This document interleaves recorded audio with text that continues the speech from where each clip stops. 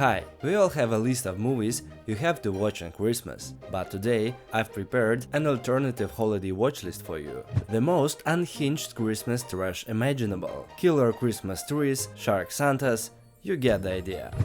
Martian kids are feeling kinda depressed, so the adult Martians, dressed in green tights with plumbing siphon on their heads, go to consult their local wise man. You can tell he's wise because he has a ridiculously long beard. He explains that Martian Zoomers are missing some proper Christmas vibes. So the butterfly-headed aliens decide the best solution is to kidnap Santa Claus from Earth. They send a walking boiler to do the job. Unfortunately, a polar bear from the North Pole doesn't look realistic enough to scare them off, so Santa does get kidnapped along with a couple of human kids. I won't spoil the rest, watch it yourself. At the very least, you'll walk away with a few solid ideas for truly unhinged Christmas costumes. Oh boy, this movie combines things that should never be combined. And yes, not just metaphorically. Right before Christmas, a group of teenagers perform some kind of pagan ritual involving elves. After that, the main character, Kirsten, is stalked by an evil elf assassin. But here's the twist, the elf is not Santa's helper. He's the product of Nuts' experiment to create a super race by crossbreeding elves and humans. And surprise, Kirsten is connected to this program too. The elf's mission is, to mate with her and finish what the Nazis started. All questions for the screenwriters can be mailed directly to the nearest psychiatric hospital. Young Derek watches his father open a package, and the toy inside suddenly comes alive and latches onto his face like an alien parasite. After his father's death, Derek and his mother move to another house near a toy store owned by Joe Petto, played by Mickey Rooney. And these toys are, let's say, interactive. They kill people. A caterpillar jumps down your throat, roller skates send you straight under a car, a chomping toy is more than happy to bite off your most valuable assets. The movie keeps trying to convince you that the villain is the creepy toy shop owner, but the real puppet master is his son. Not exactly a son, but more like a robotic Pinocchio built to replace the real one who died. Serial killer Jack Frost is being transported to his execution when the police van crashes into a truck carrying mysterious chemicals. No, he doesn't turn into a teenage ninja turtle sadly, instead he gets dissolved by acid and mixed with roadside snow. Sometime later, with a little help from a local kid, he's reborn as a sarcastic, sadistic snowman who starts murdering people using everything Christmas related.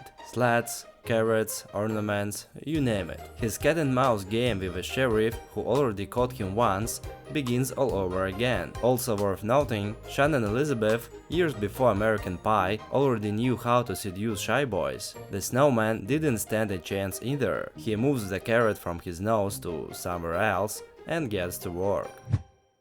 Santa, who looks suspiciously like Khal Drogo, crashes a family dinner and turns it into an impressively creative massacre. After that, a farting grandpa appears, and no, that's not a metaphor, he literally farts on screen, he does apologize though. He then tells his grandson Nicholas that Santa was actually evil from the very beginning. At some point, Santa lost a curling match to an angel and was sentenced to be nice for 1000 years. So now, if you want Santa to become good again, you need to trick him into losing a curling one more time. And that apparently is why this weird sport exists.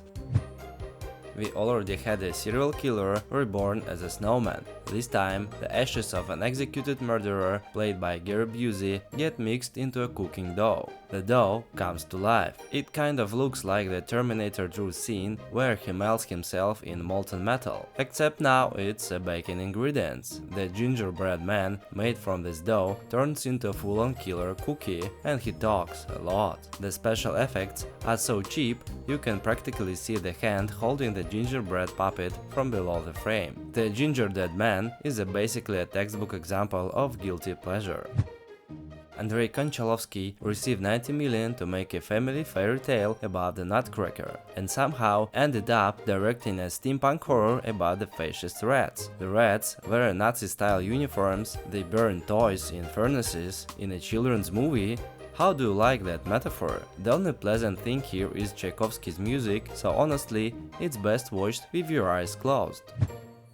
George Lucas once said he'd love to find every existing copy of this special and smash them with a sledgehammer, and you can't really blame him. Most of the time, we're watching Chewbacca's family growl at each other without subtitles. The Empire prevents Chewie and Han Solo from getting home for the holidays, so Chewbacca's wife panics, calls the half galaxy looking for him, and watches cooking shows to calm herself down. Meanwhile, Chewie's dad relaxes by watching spicy VR videos through a headset. Basically, the entire special is a collection of surreal sketches like this. Imagine taking a Star Wars VHS, running it through meat grinder together with random TV shows, blending the results, and then tapping it back together. That's what this holiday special feels like. The only thing we can be grateful for is the first ever on-screen appearance of Boba Fett, who later becomes one of the most iconic characters in the entire franchise. Everything else is so bad it causes physical pain, but every true fan has to endure this trial at least once. This is a psychological Christmas horror film. Please let me know in the comments if you ever used the exact search query. It's also the favorite Christmas movie of John Waters, which already tells you a lot.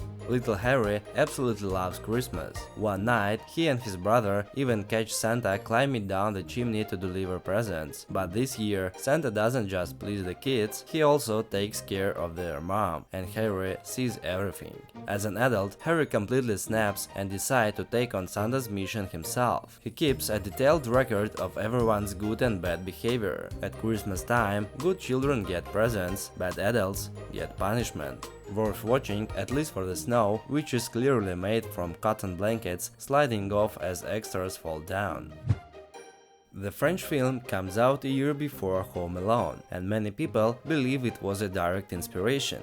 The setup is similar, a kid alone in house versus an intruder, but here's the difference. The kid isn't pulling cute pranks with paint cans, he's basically a little Rambo turning his mansion into a deadly trap for a psychopath in Santa costume. If Home Alone is a comedy, this is full-on survival thriller. The movie is solid, so I won't spoil anything, you can safely check it out, it's absolutely worth the watch.